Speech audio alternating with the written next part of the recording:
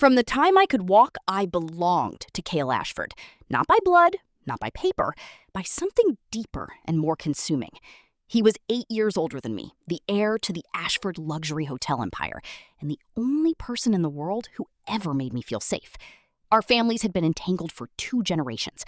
My grandfather and his grandfather built their fortunes together in the steel boom.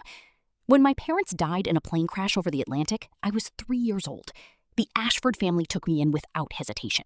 They gave me a room in their estate, a seat at their table, a place in their family photographs. But it was Kael who gave me a reason to stay. He was 11 when I arrived, a solemn boy with dark hair and gray eyes that missed nothing. He was the one who found me crying in the garden on my first night. He didn't say anything. He just sat down beside me on the stone bench and stayed there until I stopped. From that night on, I followed him everywhere. To his piano lessons, to his tennis matches, to the stables where he brushed the horses and talked to me about things I was too young to understand. He never complained. He never pushed me away. He just made space for me in every corner of his life. When I was 7, some older boys from the neighboring estate cornered me by the lake. They called me the orphan girl. They said the Ashfords only kept me out of pity. Kael appeared before I could even cry. He was 14 and already tall enough to intimidate. He didn't shout. He didn't throw punches. He just looked at those boys with his cold gray eyes and said 5 words. Leave. Now. Or I will remember your names. They ran. He took my hand and walked me back to the house. From that day forward, no one in our town ever spoke a word against me. I loved him with the desperation of a child who had lost everything and found one anchor in the storm. By the time I understood what romantic love was, I already knew I would never feel it for anyone else. He was my entire world. And then, when I turned 18, everything fell apart. The Ashford patriarch, Kael's grandfather, was a man who believed in legacy above all else. He had watched our families intertwine for decades. He decided it was time to formalize the bond. At a family dinner, he announced that Kael and I should be engaged. My heart soared. I had dreamed of this moment for years. Kael's face went pale. He excused himself from the table and didn't return for the rest of the evening. The next day, he blocked my number. He stopped coming to family dinners. He instructed the security at Ashford corporate headquarters that I was not allowed inside the building under any circumstances. Whenever I appeared within his line of sight at an event or gathering, he would turn on his heel and walk the other direction. For an entire year, he avoided me completely. I was shattered. I didn't understand what I had done wrong. I replayed every conversation, every interaction, searching for the moment I had finally pushed him away. Had I been too clingy? Too needy? Too much of the orphan girl desperate for affection? His friends couldn't stand watching it anymore. One night, Marcus, his closest friend since childhood, took pity on me. He invited me to a private dinner at an exclusive restaurant where Kay was supposed to be. I didn't know Marcus had secretly arranged for Kay to be there. When we arrived at the private dining room, I heard voices through the door. Kael's voice. "She's a harmless little thing," he said. "Comes running the moment I snap my fingers. No ambition, no personality. Marrying her would be beneath me." I froze. My hand was on the doorknob. I could feel the cold metal against my palm. Marcus grabbed my shoulder. "Sera, don't listen to him. He's drunk. He doesn't mean a word of it. Let me go in there and knock some sense into him." I shook my head. I couldn't speak. I just stood there with my hand on the door and my heart crumbling inside my chest. All those years of following him, all those years of thinking I was special, all those years of believing he was the only person who truly saw me. And this was what he thought? A harmless little thing? No ambition? No personality? Beneath him. Marcus led me away from the door. His face was twisted with guilt and anger. "I should never have brought you here," he said. "I thought if you two just..." "It's not your fault," I said. My voice sounded strange, hollow, like it was coming from someone else. I needed to hear it. The door opened behind us. Toby, another of Kael's friends, stepped out. He saw my face and knew immediately what had happened. He grabbed my arm and pulled me inside before Marcus could stop him. This dinner was supposed to be an intervention. Toby shoved me into a seat directly across from Kael. "Kael," Toby said, "even if you're fighting your family's pressure, you can't treat Sera like this. She's our little sister. We've watched her grow up. Talk to her properly. Stop being cruel." Kael didn't lift his head, but I saw his knuckles go white around his glass. "Sera," he said, "why can't you ever just listen to me?" I didn't answer. I couldn't. He finally looked at me. His gray eyes were hard, empty of the warmth I had grown up believing was reserved for me. I've told you before, I'm not interested in you. I have never once seen you as a woman. Instead of clinging to me, go find something meaningful to do with your life. All you do is revolve around people who don't want you. Don't you feel ashamed? I felt like I was drowning. The restaurant, the candlelight, the faces of his friends all blurred into nothing. Once I take over the company, he continued, I'll be traveling constantly. I can't drag you around with me like a stray animal. The silence in the room was absolute. I understand, I said quietly. I won't bother you again. I won't. I stood up. I walked out. I didn't look back. For 3 days, I didn't leave my apartment. I sat on the floor of my studio, surrounded by paintings I had done of Kael over the years. Hundreds of them. His face at 17, laughing at something I had said. His profile at 22, reading a book by the fireplace. His hands on the piano keys. His silhouette against the window. I had painted him as a god. But he was never a god. He was just a man who had tolerated a child because she had nowhere else to go. On the 4th day, I took every canvas down from the walls. I stacked them in the garden. I poured turpentine over the pile, and I lit a match. The fire burned for an hour. When the ashes cooled, I went back inside and opened my laptop. The exchange program application had been sitting in my inbox for 6 weeks. I had been too afraid to fill it out, too afraid to leave, too afraid that if I stopped orbiting him, I would spin off into nothing. I completed the application in 20 minutes. I was accepted 3 days later. The program was a year-long ARC residency in Florence, away from the city, away from the Ashford family, away from him. I told no one except my therapist. She had been recommending I change my environment for months. I had resisted because I was terrified of losing the only life I had ever known. But I had already lost it. I just hadn't admitted it. The night before my flight, I stood in my empty apartment. I had sold or donated almost everything. The only things I packed were clothes, art supplies, and one small photograph of my parents, the one Kael had framed for me when I was 8 years old. I almost left it behind. At the last moment, I slipped it into my bag. Not for him, for the girl I used to be. Florence was chaos and beauty and noise. I arrived with 2 suitcases and very little Italian. I fumbled through paperwork. I got lost on the bus system more times than I could count. I was robbed twice in the first month. Both times, I was too stunned to react. After the second robbery, I enrolled in a self-defense class at a gym near my apartment.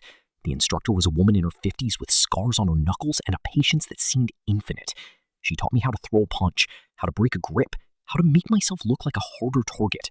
I practiced every day, not because I wanted to fight anyone, because I wanted to stop being afraid. 3 months into the residency, I received a call from Marcus. Sera, why didn't you tell us you left? I didn't think it mattered. Of course it matters. He paused. Kael knows. I don't want to talk about Kael. Another pause, longer this time. Are you safe? I'm safe. Do you need anything? I need time. I hung up. The call shook something loose in me. I had been doing well. I had been painting again. I had been sleeping through the night. But hearing Marcus's voice, hearing Kael's name, dragged me back to that private dining room, to the coldness in his eyes, to the words that had hollowed me out. I didn't paint for 3 days after that. On the 4th day, I forced myself to go to the shooting range. The instructor had recommended it as a way to build focus. I was terrible at it at first, but the concentration required left no room for intrusive thoughts, so I kept going back. One afternoon, I was packing up my equipment when a man approached me. He was tall, with dark hair and eyes the color of the Mediterranean Sea. He wore a tailored suit that probably cost more than my entire year's rent. "Excuse me," he said. His English was perfect, with a faint accent I couldn't place. "Are you Miss Sera Vance?" "Yes." "Who are you?" He smiled. His whole face changed when he smiled. He looked less like a businessman and more like someone who had just discovered something wonderful. "My name is Dorian Voss. I'm a friend of the Ashford family." I tensed. Dorian raised his hand slightly. "I'm not here on Kael's behalf. I just wanted to meet you. I've heard about you for years." "What have you heard?" "That you're talented, that you're quiet, that you survived something that would have broken most people." I didn't know how to respond to that. He didn't seem to expect a response. He just gestured toward the cafe next door. Would you like coffee? No strings attached. I promise. Against my better judgment, I said yes. Dorian Voss was the heir to a shipping empire that spanned 3 continents. His family had business ties with the Ashford Group. He had met Kael several times at industry events. He knew exactly who I was. But he never mentioned Kael again after that first day. Instead, he asked about my paintings. He asked about Florence. He asked about the self-defense classes and the shooting range and whether I was eating enough. He seemed genuinely interested. I was suspicious. I had spent my entire life being protected by people who pitied me. I didn't want another person who saw me as a fragile thing to be handled carefully. But Dorian didn't treat me like glass. He treated me like an equal. A week after we met, my apartment was broken into. I wasn't home at the time, but when I returned, the door was off its hinges and my belongings were scattered everywhere. Nothing valuable was taken, just trashed. I called the police. Then I called Dorian. He arrived within 15 minutes. His face was tight with anger. You're not staying here tonight. I can handle myself. I know you can, but I'm not going to sleep knowing you're in a place that isn't secure. Please, let me help. I thought about the self-defense instructor, about what she had told me. Accepting help isn't weakness.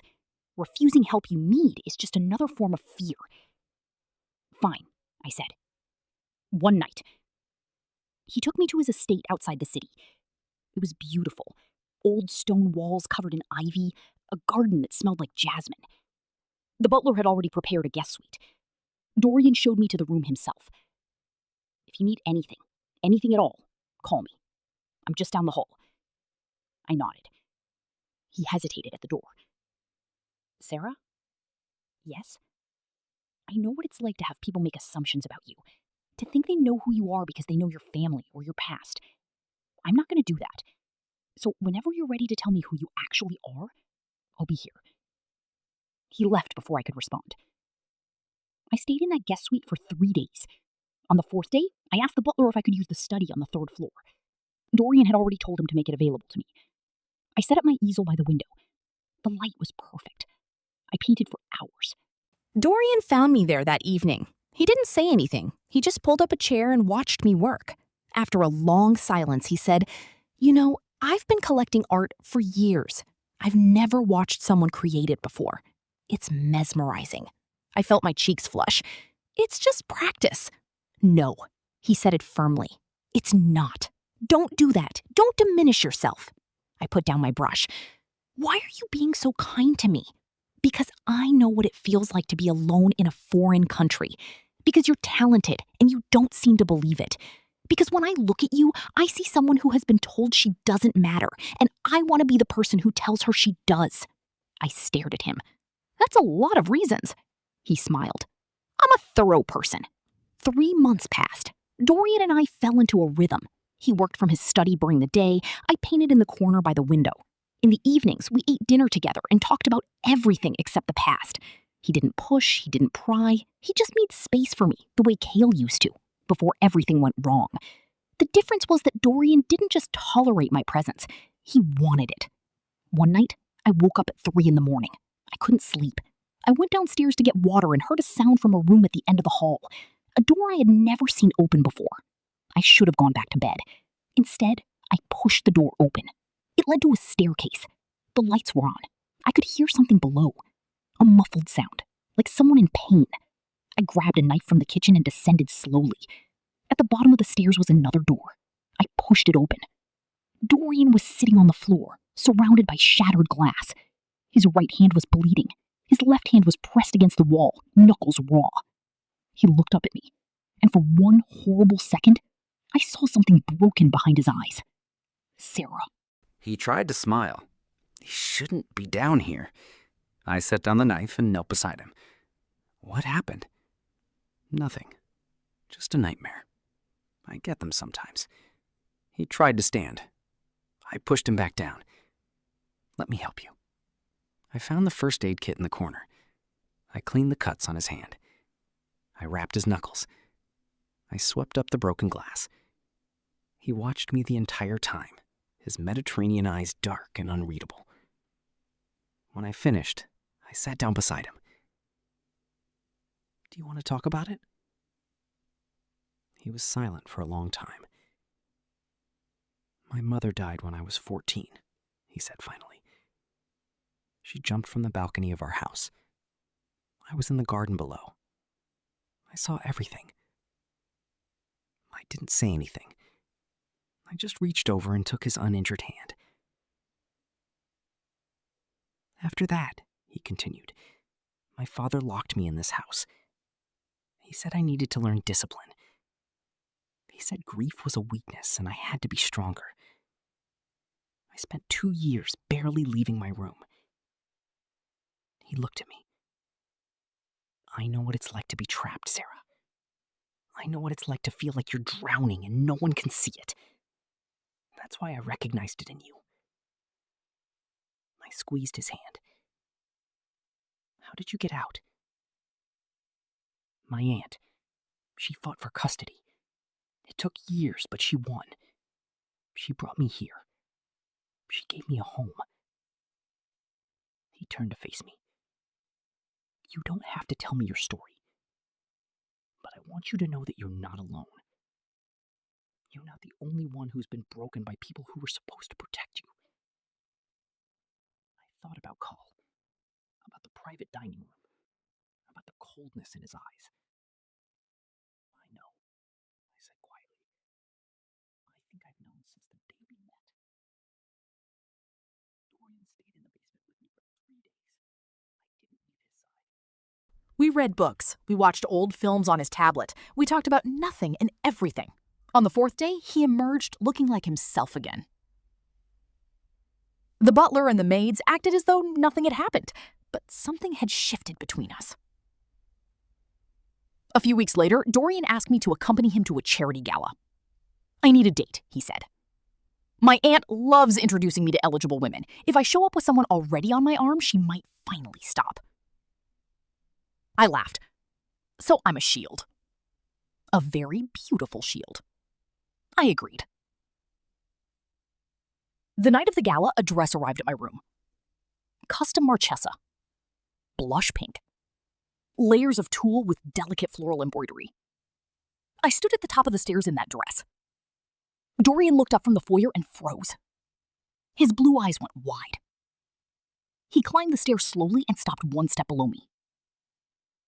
"May I have the honor of escorting this goddess to the gala?" I laughed and took his hand. The gala was at his aunt's estate. Lady Emmeline Voss was elegant and sharp-eyed. She took one look at me and smiled knowingly. "So you're the painter," she said. "Dorian has told me almost nothing about you, which means you must be very important." I didn't know how to respond. She patted my hand. "It's all right. I've been waiting a long time for him to find someone. I'm glad it's you." The dinner passed in a blur of champagne and introductions. Dorian kept me close the entire evening. When the music started, he pulled me onto the dance floor. "You're staring," I said. "You're worth staring at." He spun me gently and pulled me back against his chest. "Sera," he murmured. "When I first saw you at that shooting range, I thought you were the most beautiful thing I had ever seen. But it wasn't just your face. It was the way you held yourself. Like you had been through something terrible and survived. Like nothing could break you." I looked up at him. "You don't know me. I know enough." I know you're kind. I know you're strong. I know you paint like you're trying to capture light itself." He lowered his head until his lips were nearly touching my ear. "I know I want to be the person who makes you smile." My heart was pounding. "Dorian?" "You don't have to answer now." He pulled back and smiled. "I just wanted you to know." We danced until the music ended. That night, back at the estate, he walked me to my door. "Good night, Sera. Good night, Dorian." He hesitated, then leaned forward and pressed a gentle kiss to my forehead. "Sleep well." I didn't sleep at all. 3 days later, I was in the 3rd floor study painting when my phone rang. It was a number I didn't recognize. "Hello?" "Sera, it's George." "Kael!" I nearly hung up. "Wait, please. Just give me 5 minutes. I set down my brush. I'm listening. I've been trying to reach you for months. Your friends wouldn't give me your number. I had to go through 3 different people to track you down. What do you want? I wanted to apologize. What I said that night? You meant every word. Silence. Maybe I did, he said finally. But that doesn't mean they were true. I was scared, Sera. My grandfather was pushing for an engagement. My mother was already planning the wedding. I felt like my entire life was being decided for me, and I took it out on you. That doesn't excuse what you said. I know. Nothing excuses what I said. But I need you to understand I never meant any of it. You were never beneath me. You were never without ambition.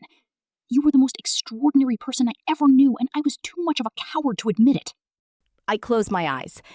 Why are you telling me this now? Because I heard you were with someone. Because I heard you might be happy. Because I realized I might lose you forever, and the thought made it impossible to breathe. I opened my eyes. I looked at the painting I had been working on for weeks, a portrait of Dorian, sitting in the window of the study. You already lost me, Kael. You lost me the night you sat in that restaurant and told your friends I was nothing. Sera, I'm hanging up now. I ended the call. I stared at the painting for a long time. Then I picked up my brush and kept working. When Dorian came home that evening, I was waiting for him in the study. Sera, is everything all right? Kael called me. His expression darkened. What did he say? He apologized. He said he didn't mean any of it.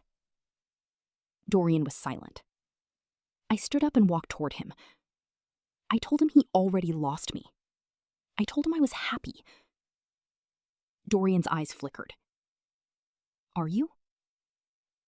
I stopped in front of him. I'm getting there. He reached up and touched my face. Can I kiss you? I nodded. He leaned down and pressed his lips to mine. Soft, gentle, like he was asking a question. I answered by pulling him closer. When we broke apart, he rested his forehead against mine. I love you, Sera.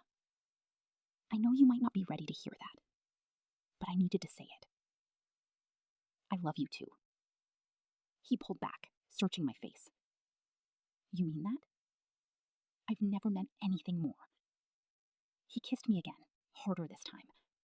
When he finally let me go, I was breathless. So what happens now? Now, he said, we figure out the rest together. 2 weeks later, we flew back to the city. The Ashford family patriarch's birthday gala was the same week we arrived. I hadn't planned to attend, but Dorian received an invitation through his business connections, and I decided it was time to face them. I walked into that ballroom on Dorian's arm. I wore a deep green gown. I held my head high. Every pair of eyes turned toward us. Kael was standing near the bar. He saw me and went pale. His mother was the first to approach. "Sera, darling," she said, her voice dripping with false warmth. "We've been so worried about you. You disappeared without a word." I was in Florence, on an art residency. An art residency? How lovely. And who is this? Dorian Vance, my partner. Kael's mother blinked. Her smile tightened. Partner? I didn't realize you were seeing anyone. There are a lot of things you didn't realize about me. She made an excuse and retreated. Kael approached slowly. His gray eyes were fixed on Dorian. Vance, I've heard about you. Dorian's expression was calm. And I've heard about you, Ashford. Kael turned to me. Sera, can we talk? Privately? I looked at Dorian. He nodded slightly. Kael led me to a quiet corner of the terrace. You look different, he said. I am different. He ran a hand through his hair. I don't know how to fix this. You can't fix it, Kael. It's done. I was a coward. I was terrified of my family's expectations, and I took it out on you. I thought if I pushed you away hard enough, you would move on and find someone better. I didn't realize what I was actually doing was destroying the best thing in my life. I looked at him. Really looked at him. He was still handsome, still the boy who had sat beside me on that stone bench when I was 3 years old.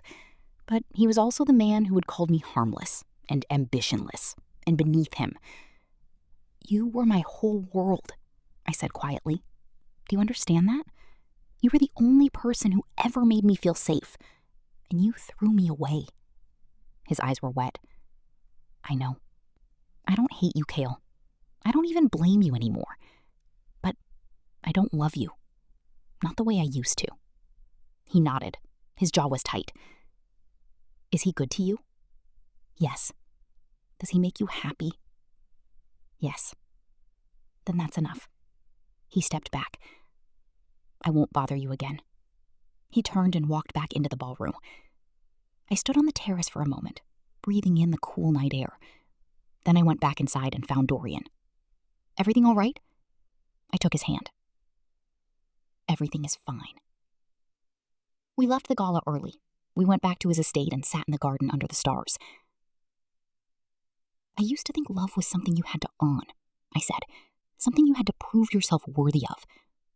And now? Now I think love is something you choose. Every day. Even when it's hard. Even when it's terrifying." Dorian lifted my hand and kissed my knuckles. "I choose you, Sera Vance. Today, tomorrow, every day after that." I leaned my head against his shoulder. "I choose you too."